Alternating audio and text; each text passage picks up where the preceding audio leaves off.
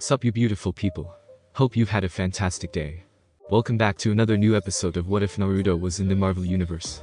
If you guys enjoyed this what if, comment down below and let me know. And go ahead and check out other what ifs in the channel after watching this video. Don't forget to subscribe and leave a like, and also share this video with your friends. Before we get into it though, check out Bilibili Comics. Bilibili Comics is the official trusted place to read hit exclusive series from top creators. Bilibili Comics is a great online webtoons and webcomics reader among all reading apps. Enjoy the best new comics, manhwa, and exclusive webtoons on Bilibili Comics. Download the app now and jump right into it. The link is in the description. Now let's start this video. Durban, KwaZulu-Natal, South Africa. January 29, 2007, 1830 local. Where are we? Natasha quietly asked. Somewhere near Durban. Naruto answered with a shrug. South Africa. What are we doing here? Natasha continued, still confused about what they are doing there, until she started to connect the dots.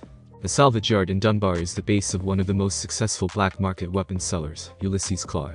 Shield can't even touch him since a lot of influential politicians in Africa and Asia avail his services. Rumor has it that most of his income comes from a heist he did 15 years ago. Shield has no idea what he stole, but it can't be good based on the money trail they were able to dig up. Most of the items went towards illegal research companies, and when they raid those places, they always evacuate the materials first, instead of the leaders or researchers. That alone shows how important those are. Are we here for Ulysses Klaue? Natasha asked slowly, hoping that Naruto would just spell out what's going to happen. She rarely operates when she has little to no plan. It's just a recipe for disaster.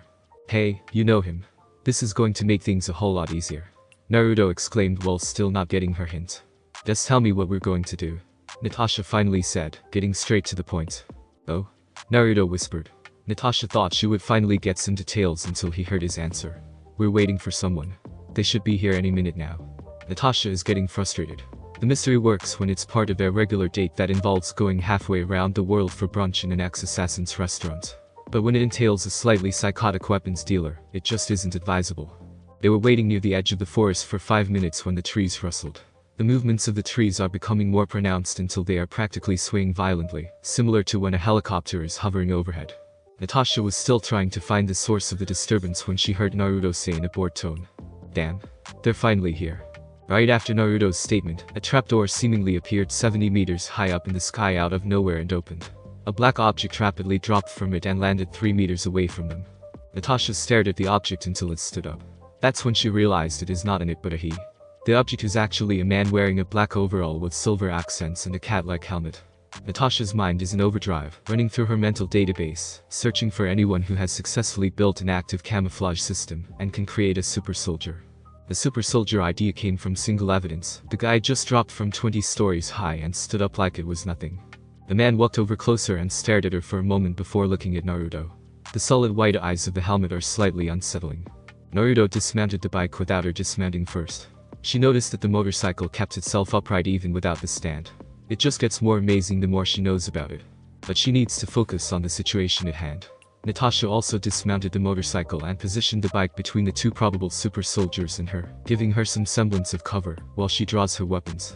If the situation they are in turns sour, she needs to be able to respond quickly. The man and Naruto stared at each other through their helmets. Natasha could feel the tension skyrocketing until both of them laughed hard. They removed their helmets simultaneously and hugged each other.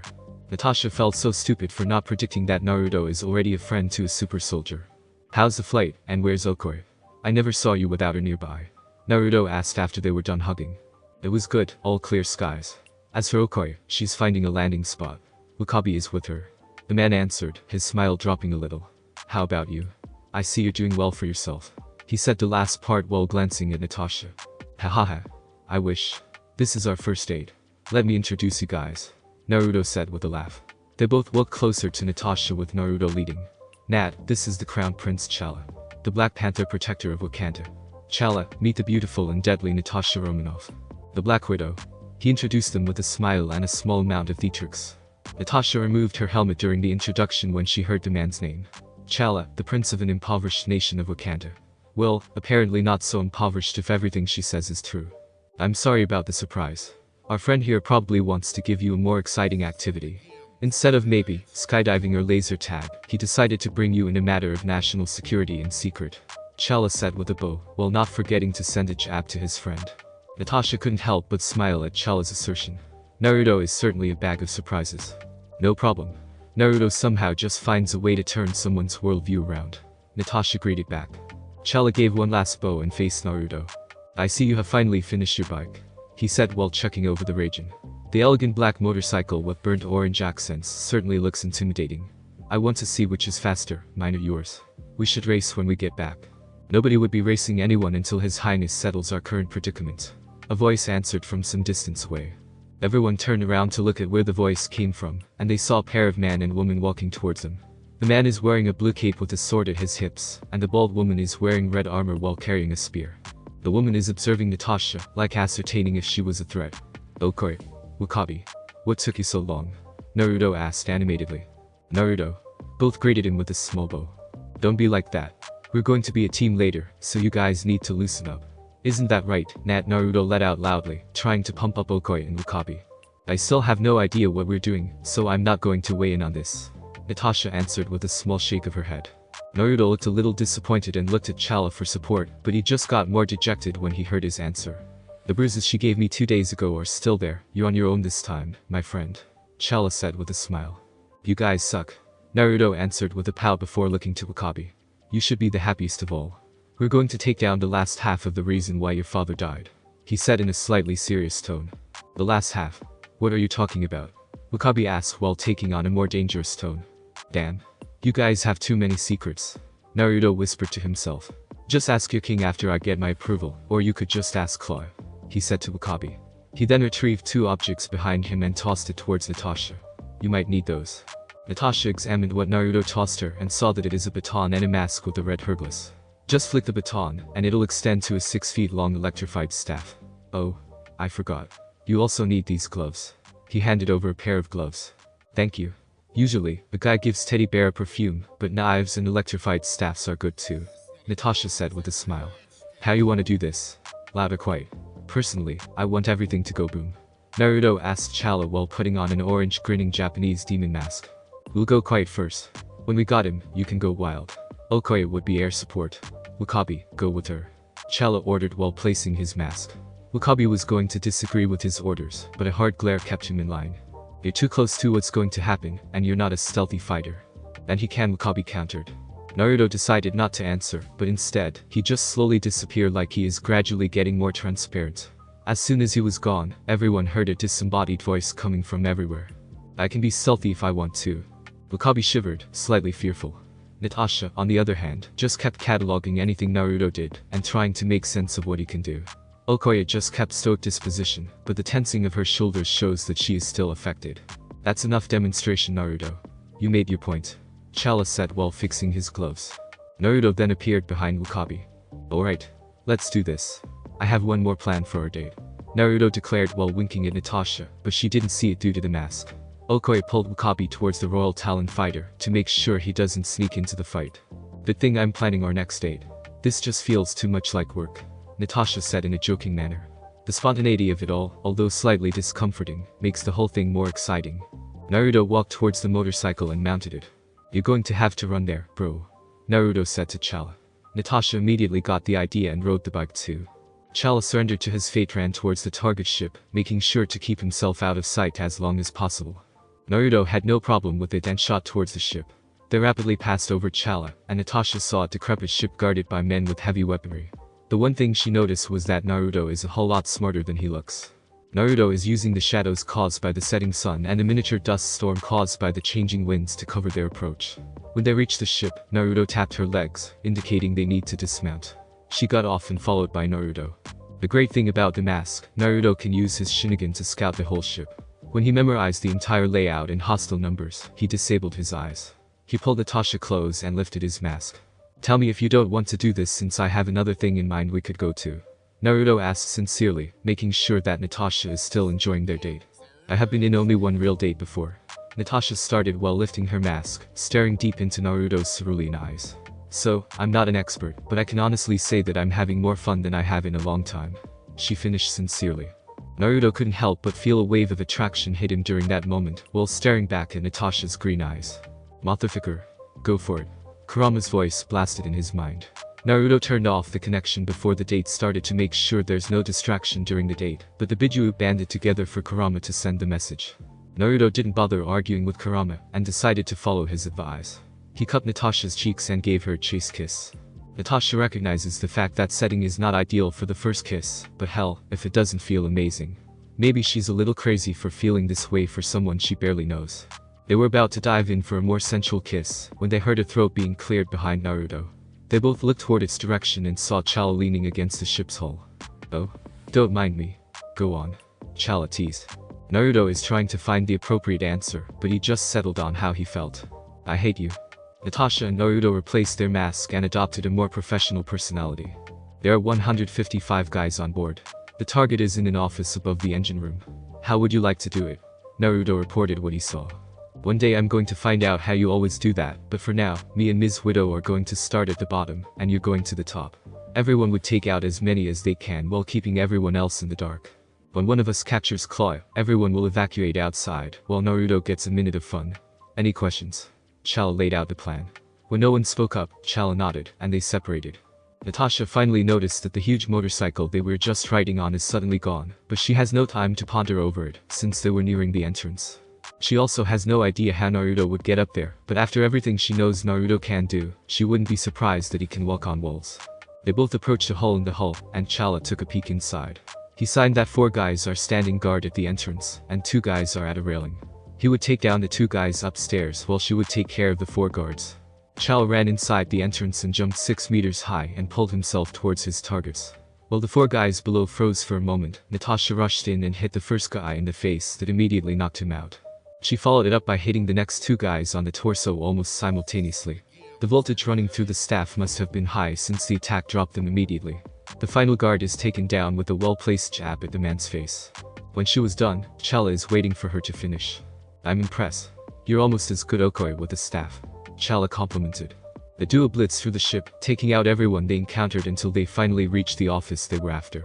Inside is Claw talking with someone on the phone facing away from them. Natasha took out her gun and placed it firmly on Claw's head, which caused him to stiffen up. I have to call you back. I have an incoming call. Claw is at the other end of the line before turning it off and raising his hand slowly. I don't know who you are, but I'm sure we can work something out. He negotiated. Turn around. Chala said. Claw slowly turned and saw 2 masked people, a man and a woman. The alarming thing was that one of those masked people is the Black Panther. Ha. Wakanda finally found me, huh? Claw said with a maniacal smile. What are you going to do? Kill me? No? You coming with us? Chala answered before placing something on Claw's face that caused him to lose consciousness. You should open that shelf. Naruto suddenly sat behind them, pointing towards an empty shelf. Chala nodded and pierced the wall. Naruto pointed him at using his vibranium claws. He ripped it open and saw hundreds of canisters of rock shards. Great, Bass. How did he take so much? Chala whispered to himself before contacting the Talon fighter. What are those rocks? Natasha asked. Vibranium, or? Was Naruto's only answer. The answer to the question Shield was looking for is stating right at her, and it doesn't look good. Durban, KwaZulu-Natal, South Africa. January 29, 2007, 1910 local. Vibranium, or vibranium, the strongest metal on Earth. The same metal used in Captain America's indestructible shield. According to Coulson, Howard Stark accidentally found a piece of vibranium ore when he was traveling around Ethiopia. He studied it for a while before World War II came to America, and his attention completely went to helping the government. When the captain asked for a shield, he used the vibranium to make sure it would last as long as it can. He never expected it to be virtually indestructible. If the laboratories they were raiding are studying vibranium, S.H.I.E.L.D. needs to do better against them. Who knew what would happen if they somehow finished studying the indestructible metal? Okoi. How much can the Talon carry? Chala asked through his comms. Naruto is binding Claw for the meantime. Around a ton. That should be enough, if barely. Swing around towards my position. Breach the hull in front of me. You'll understand what you would get when you see it. Chala answered his comms, presumably after Okoi answered. We're going to make our own exit. Naruto, you'll handle reinforcements, it would be loud for sure. He said towards Naruto and Natasha. Naruto nodded and walked out of the door, probably to stand guard. After a minute, a loud impact sound can be heard from the far side of the room, and dust rushed out of the entrance. For the first time, Natasha saw the Wakandan ship. It turned around and opened its rear door, revealing the Okoi and Wakabi. Great, Bass. That's a lot of vibranium. Okoi said in shock. Wakabi, help the prince load the canisters. She ordered before walking back inside. Wakabi walked towards the side panel, and large metal claws extended from the side of the ship. The claws grabbed hold of dozens of canisters at a time. Chala tossed Claw inside, then both of them jumped inside the ship when they heard gunshots coming from below them. Naruto must have encountered more of Claw's forces. Natasha and Chala are rolling all the canisters inside the ship to make room for more. She didn't expect that small pieces of rock are that heavy. The moment every canister in the room are loaded, Chala shouted, "Naruto, 1 minute." The back door closed, and they moved away from the ship. "Hey, Naruto's still down there," Natasha shouted to Chala. "Don't worry about him. It's safer for us to be this far away," Chala answered calmly. The Talon hovered around a kilometer away and faced the ship. Natasha could see a bright blue pulsing light is emanating from inside the boat. 5 seconds later, the whole ship is covered by a spiraling dome, grinding everything inside it to dust. The dome is producing such a powerful gust of wind that the plane they are in is experiencing strong turbulence. Natasha realized at that moment that shield wouldn't stand a chance against Naruto in a head-on fight. So the one he used before is not his most powerful skill. Chala whispered in awe. Natasha really needs to figure out how Naruto and Chala met. The small snippets of conversation she heard suggest that they have some knowledge of each other's abilities. "Hey, let's go. I still need to ask the king," Naruto suddenly shouted behind them. Natasha reflexively turned around, struck him in the chest using the staff. "Oh my god, are you okay?" she asked immediately after she realized who she attacked. "Wow, that hurt," Naruto said while rubbing his chest. "The shirt he's wearing is a little singed. That's your fault too, you know. You just don't appear behind someone and expect not to be attacked," Natasha reprimanded Naruto while placing her hands to her hips. Behind them, Chala and Wakabi are placing paralyzing cuffs and a blindfold on Claw. They're like an old married couple. "How long have they been together again?" Wakabi told Chala in a quiet voice. "This is their first date," Chala answered in a deadpan voice. Wakabi looked shocked at Chala's statement before shaking his head and saying, "They would be married on their 3rd date at this rate. Who the hell thought rating is a great idea for a date?" "Apparently, Naruto does. To be fair, he's a walking nuke and she's a master assassin," Chala answered with a shake of his head. "Just look at it this way, we got what we came for, and we retrieved the stolen vibranium." He finished before Wakabi stood up and carried Claw forcefully to a bar and tying him up there. They really don't want him to get away. Naruto led Natasha to a couch at the side of the plane after a few more exchanges and sat down. "So, are you ever going to tell me about how you and the prince met?" Natasha asked, giving in to her curiosity. "That's a good story. Let me set the scene. It was more than a year ago near the southwest border of Sudan or South Sudan, whatever you might want to call it." Naruto started his story. Flashback start. Naruto just came from Khartoum, Sudan, to establish his branch of Shokugakure. He has no idea if it will even turn up a profit, but he doesn't care. He just needs a home base in Sudan. His next destination in mind, Birnin Bashega of Wakanda. Nairobi, Kenya, would have normally been his next destination, but there's something he needs to confirm in Wakanda, because there's something weird going on there. The first thing Naruto noticed was that it's complete isolation. No country would survive for thousands of years in complete isolation. Some resources are always unavailable inside a country. The fact that they primarily only export textiles and crafts and almost no import is an insane notion. The second thing is its uninfluenced culture. He can understand if a tribe or two remained isolated and retained their original tribal culture, but a country as a whole. It's just not believable, especially if they are so close to the slave trade and Western expeditions routes. Not to mention the fact that they have no reported standing armies ever since the country's formation. The surrounding states would have pounced to conquer the land, especially in the 1600s to 1800s. For Naruto, something fishy is going on. That's why he's going there himself after the clones he sent to scout the capital reported back. The two information he needs to confirm is the location of the royal family. The family would typically stay at or near the capital as it is the seat of power, but members of royalty rarely shows up in the city. Naruto's clones found that they stay somewhere outside the city, but it's also mostly empty. The next one is the weird movement of people. Groups of people would regularly trek towards the Wakandan jungle and return a few weeks later. 6-month survey of the villages showed that there is some kind of cycle for each group to go towards the middle of nowhere. Even the caravans that are moving from village to village always travels through the forest, not around it. That's why he's going himself to follow the people to where they are going. Naruto was tree jumping through the forest a few kilometers away from Birnin Bashega when he heard shouting and gunfire from nearby. He decided to check it out and run toward it. When he was around 100 meters away, he stopped on a tree branch and activated his Sharingan to watch the situation. There's a large group of mercenaries surrounding a slave caravan. All the males are beheaded while the women and children are corralled on one side. The presumed leader of the mercs is interrogating a woman harshly. The leader is wearing a tattered combat suit, hunter's hat, and a necklace made of teeth. He remembers his name is Mufasa. a warlord turned mercenary with a disposition for carnage. They often take the heads of their enemies as a trophy. He usually operates in southern Africa, so it's a wonder why he's this far north. The woman, on the other hand, is wearing an assortment of green clothes. She's acting well enough for everyone else to pass as a refugee or slave, but not for Naruto's eyes. Her muscle development and physiology can't be hidden from Naruto's eyes. I know who and what you are, Mufasa said. You think you're smart by sticking with refugees and slaves, but what you don't realize is that people talk. Give enough incentives and they would tell you anything. He continued while retrieving his knife and running it all over the woman's neck. Every one of them said the same thing. An angel in green called a man in black and saved them from a terrible fate. I remember the stories of my childhood. The stories passed down from the ancestors. Never fight the man in black. Mufasa walked over to a girl and pulled her towards him. I also remembered the story of a golden city hidden in Wakanda, where the man in black came from. I'm only going to ask you once, Wakandan, he said while placing the knife on the now crying girl's neck. Where is the golden city? Nakia is in turmoil. She's a loyal war dog of Wakanda. Her mission is to serve for the best interest of Wakanda above all others, and keeping Bininzana a secret. She hardened herself, believing the girl would die today. But Bast seems to give her a gift. Death wails of mercenaries echoed around the outer perimeter. Mufasa's men are dropping left and right, and he can't even see it. Mufasa tossed the girl aside, took his gun, and scanned his surroundings, trying to find the man that's been taking out his man. I know you're there, Mufasa shouted before he shot Nakia in the kidney. He grabbed her and pointed his gun at her temple. Show yourself, or I swear to God I'm going to blow her head out. You got 3 seconds. 3, 2. That's when a man in a black suit showed himself. T'Challa has just been appointed as the new Black Panther a month ago, after his father decided that he's not fit enough to be the Panther.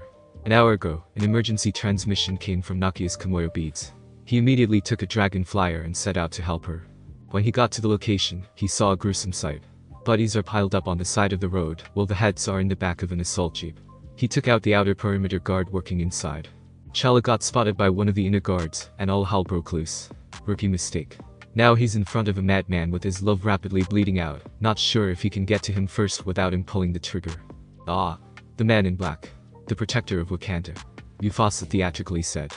The Black Panther. Maybe you can answer where the Golden City is. T'Challa was now in the same position as Nakia a few minutes ago, but he doesn't have the same determination to let Nakia die. Don't tell him. Nakia forced out. She's getting weaker and paler as time goes on. I'm sorry. I can't do that, Nakia. T'Challa answered. He faced Mufasa. The Bininzara is in. He never got to finish his sentence since a stone pillar suddenly impaled Mufasa. T'Challa was surprised by the suddenness of the man's death. He looked around and saw that all the remaining mercenaries are suddenly impaled. You should help her before she keels over. A voice said out of nowhere. T'Challa looked back to Nakia and saw her starting full. He ran toward her and caught her. I got you. You're going to be okay, he said while checking Nakia's wound. It's a through and through. He took a Kimoyo bead from his and Nakia's to plug the entrance and exit wounds. It stabilizes her condition momentarily, but she just lost too much blood. She might not make it back to Wakanda for treatment. He's feeling the weight of the situation when a hooded guy walked over to him and crunched down in front of him. You need help, man. The same voice that told him to catch Nakia came from the man. Come on. Just nod if you need help, the man said in a calm voice. T'Challa nodded. He would do just about anything to save Nakia right now. Alright. Lay her on the ground and move 3 steps back. T'Challa was hesitant to leave Nakia's side, but he knows he can't do anything now. Naruto did a single hand sign and placed his now glowing white hands on Nakia's abdomen. Fair warning. I have almost zero medical knowledge. I'm just boosting her resilience. So yeah. T'Challa almost lunged at the guy, but he can't do any better right now. A few minutes of waiting, and he finally took a sigh of relief. Nakia's color returned slowly, and she slowly opened his eyes. Glad that worked, huh? Naruto said to T'Challa after he walked some distance back. T'Challa rushed over towards Nakia and held her in his arms. He removed his helmet and checked her over. Thank you. Thank you very much, T'Challa said in gratitude towards Naruto. He extended his hand towards Naruto. I'm T'Challa, Crown Prince of Wakanda, and I'm in your debt. The man removed his hood, revealing a young blonde man. The man took his hand and shook it. I'm Naruto Uzumaki. The now named Naruto introduced himself with a wide smile. Freelance contractor and I'm lost. Flashback end. We talked for a while, and he gave me a communicator. That's how we kept in touch. I did some job for him and worked together from time to time. I also snuck in Bininzana to leave some packages for him. Naruto ended his story. Baba is slowly losing his mind trying to find the intruder that keeps on leaving him a package. I only told him about Naruto this morning when he received a package with Claw's picture. The price was a meeting and considerations for his request. Chala interjected with a chuckle. We're now approaching Wakanda, Okoye announced. You're going to want to see this, Naruto whispered at Natasha's ear. She looked out the front window and saw a mountain rapidly getting closer. She was getting nervous, but Naruto just held her hand and calmed her down. The moment she thought they were going to hit the mountain, the plane passed through some kind of barrier and saw one of the most beautiful sights she had ever seen. Welcome to Bininzana, the Golden City, true capital of Wakanda, Chala declared. Clint's Homestead, Missouri. January 29, 2007, 1500 hours local. Clint burst through the door and rushed up the stairs. He went straight towards the master bedroom and saw Laura sweating profusely. Hon, the Johnsons just went into labor before you. The midwife won't be able to come until after she's done, Clint quickly said, clearly out of breath. This kind of moment magnifies their living situation. Living partially off the grid would remove some comforts that people take for granted, like going to a hospital. Clint, take a breath and find the birthing binder. You're going to help me through this, Laura said between contractions. I can take you on the jet and take you to SHIELD HQ, Clint suggested. Clint Barton is usually calm and collected, but when the life of his wife and unborn child is on the line, the gloves are off. No time, babe. My contractions are 3 minutes apart and 60 seconds long. We're not going to make it, Laura asserted. You need to do it. Clint nodded and ran down the stairs to retrieve the binder, including some ice chips. He checked on Lila, watching cartoons in her room before going back to the master bedroom. Breathe, love. You can do it, Laura reassured. Clint opened the binder and read through it. Bininzana, Wakanda. January 29, 2007, 2030 local. I still can't believe this is the real Wakanda, Natasha said in awe while looking outside the window of the waiting room they are signed in. The moment the rear doors of the Royal Talon fighter landed, a welcoming party greeted them, consisting of the Wakandan royal family and 2 groups of guards. One group looks similar to Okoye and another group that wears the same clothes as W'Kabi. A few words of greetings and subtle threats, and they were escorted into a room. Natasha thinks that the only reason they aren't attacked was that they brought them Claw and Naruto's presence. Oh yeah. This place is like Singapore on steroids, Naruto said beside her. I just think of it as an advanced hidden village. Hidden village? What's that? Ninja training grounds, Natasha asked, adding the last part as a joke. Yeah, basically, Naruto answered in a straight-laced voice. Natasha immediately faced Naruto, cupped his face, and turned his face towards him. The unique date and the kiss must have been getting to her, since she was never this personal or touchy. Naruto got a little surprised at the spontaneity of Natasha, but he just rolled with it. Are you telling me there are still hidden villages who trains ninjas? Natasha asked, emphasizing some of the words. Here? Currently? Naruto quietly asked, just to make sure of his answer that would make it a partial truth. Natasha just stared with a slight admonishment, urging him to just answer the damn question. No. There are no more hidden villages here. Some schools still teach ninjato, but they're not hidden or something. He answered a little flustered. What do you mean, no more? She continued her questioning while narrowing her eyes. Damn. She caught that. Naruto whispered to himself, but Natasha caught it, and she shook him to recapture his focus. When Naruto faced Natasha back, he saw her slightly pissed off face. I kinda grew up in a hidden village, he mumbled. You mean there's a whole village that can do what you do? Natasha asked in a slight panicked tone. A whole village that can destroy entire armies would change the world order. Well, there are 31 villages, but not everyone can do exactly what I can do. I'm pretty special if I say so myself, Naruto absent-mindedly answered. He would have continued if Shime's shout about shutting the fuck up. But don't worry. I'm the only one here, like ever. I'm sure no one would show up. Natasha should be catatonic at this point, but the continued left and right of surprises from Naruto heightened her tolerance. She took a deep calming breath and stared deep into Naruto's blue eyes. Is this a third date kind of question? Natasha asked, trying to work out the best solution for the situation. It would be really crappy if the potential relationship ended before it started. Yes. Definitely yes. Naruto answered quickly, happy that Natasha gave him an out. Okay. But don't think I'll forget about this, Natasha said in a serious tone. Just know that I never deliberately lied to you, Naruto said in a serious tone. Well, except for the first time. But to be fair, you lied to me too. So he continued in a joking tone, but Natasha stopped him by placing a finger on his lips. Just quit while you're ahead, Natasha advised. Natasha pulled Naruto on the couch and chatted about stupid things. Topics that would take her mind off pressing concerns. Like Coulson's favorite car Lola or Naruto winning eating competitions. The two continued the easygoing conversation until they heard a knock on the door. Okoye opened the door and walked in, followed by Chala. My friend. Sorry for the delay. Their deliberation took quite a while. Chala apologized. What was left unsaid was that the deliberation is about them, whether or not they should be killed on the Sut for knowing about Wakanda or some other solution to keep their secret. In the end, T'Challa's suggestion was agreed upon by everyone. Baba and the council are ready to meet you now, he said. Natasha and Naruto stood up and fixed their clothes. They then walked towards T'Challa, who nodded at them, walked out of the room. When all of them are out, Okoye closed the room and followed behind them. No one expects you to know the customs. Just get in and stand straight. You're not going to meet in the ceremonial chamber but in a meeting room. T'Challa advised the both of them. Don't worry. I got this, Naruto declared in a loud voice. That's what I'm afraid of, T'Challa replied with a shake of his head, already thinking about the inevitable social catastrophe Naruto would cause. The group walked in silence across curving and winding hallways, all of which are either covered in precious metals or decorated with exquisite art pieces. After a few minutes of walking, they finally saw a pair of double doors guarded by a platoon of Dora Milaje. When they got close, T'Challa and Okoye continued forward and entered the room, while a pair of Dora Milaje closest to the door stopped Natasha and Naruto. Name, title, affiliation. The Dora Milaje on the right asked. Naruto immediately got the reason why they were asked and said, Naruto Uzumaki, Jinchuriki, the child of prophecy, and the Nine Tails. Naruto answered. He saw Natasha give him a questioning look by the corner of his eye, and he tapped her arm 3 times, indicating that it's still a third date question. I have no affiliation but towards myself and family. Natalia Lyonovna Romanov, the Black Widow. Current affiliation, SHIELD. Natasha told the Dora Milaje. The 2 warrior women escorted them inside the room, flanking them on both sides. As soon as they step inside the room, their escorts announced them to the people inside the room by repeating what they said outside the door. Inside the lavish meeting room is a semicircular table, decorated with the emboss of a panther, where 5 chairs on the rounded side, and 2 chairs are on the flat side.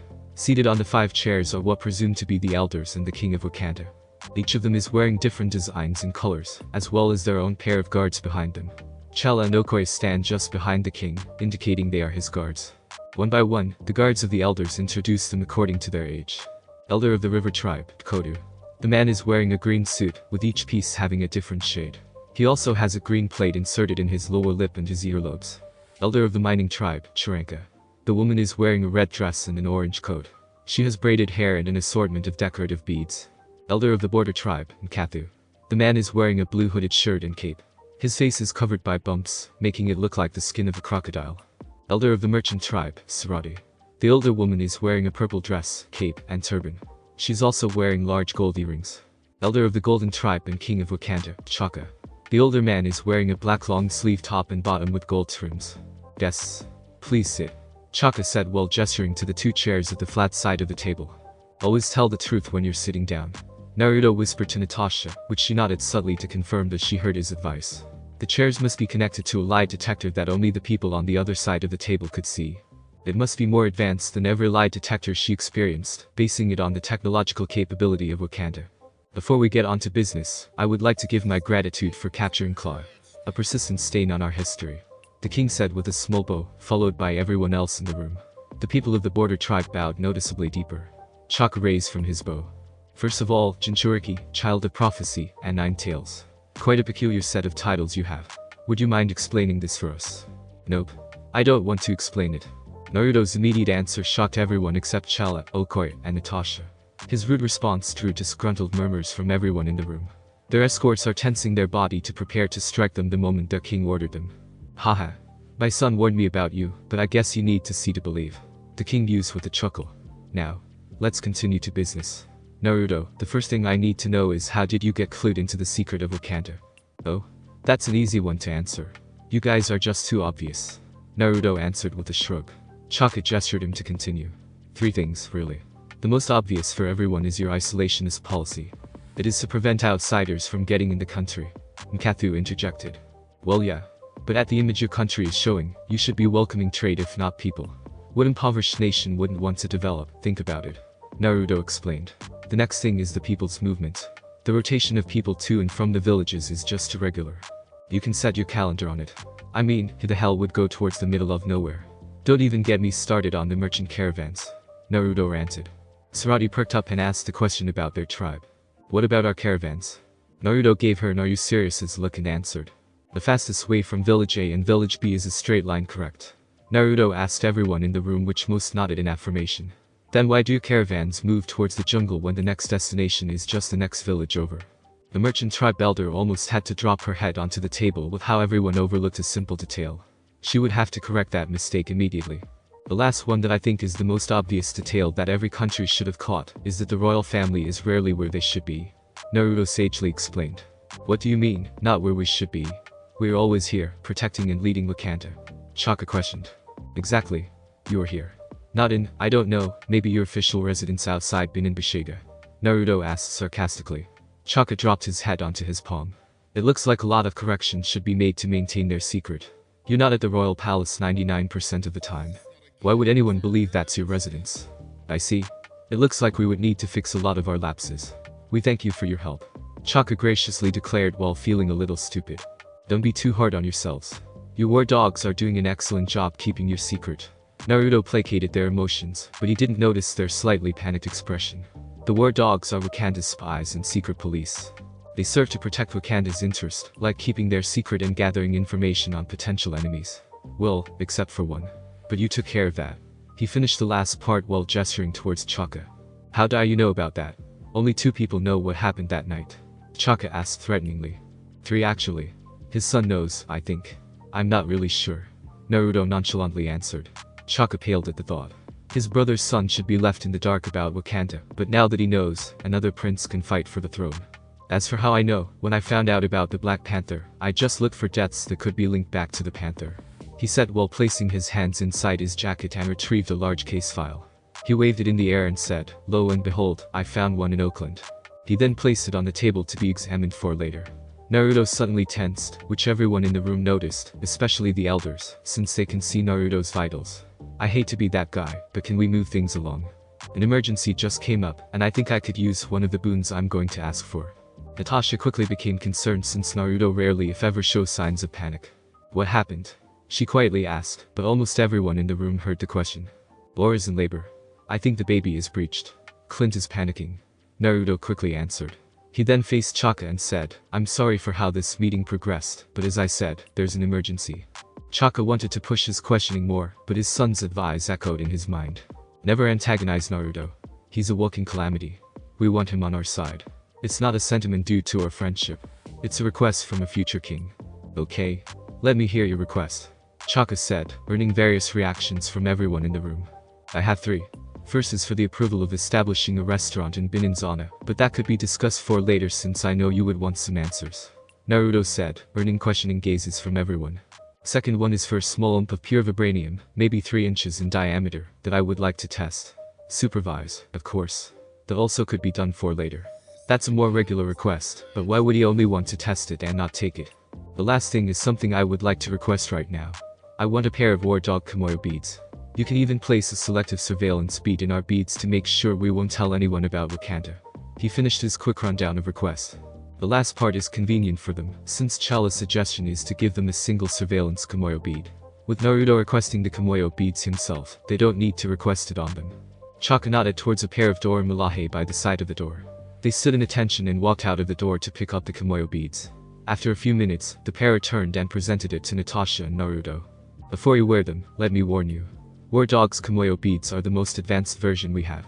It is also the most deadly. The moment you wear them, only a member of the tribal council could remove them. Force removal would lead to the dematerialization of a 5 meters area. Telling someone about the secrets of Wakanda to someone not wearing Kimoyo beads would also activate the dematerialization. Wear it at your own risk. Chaka informed the both of them.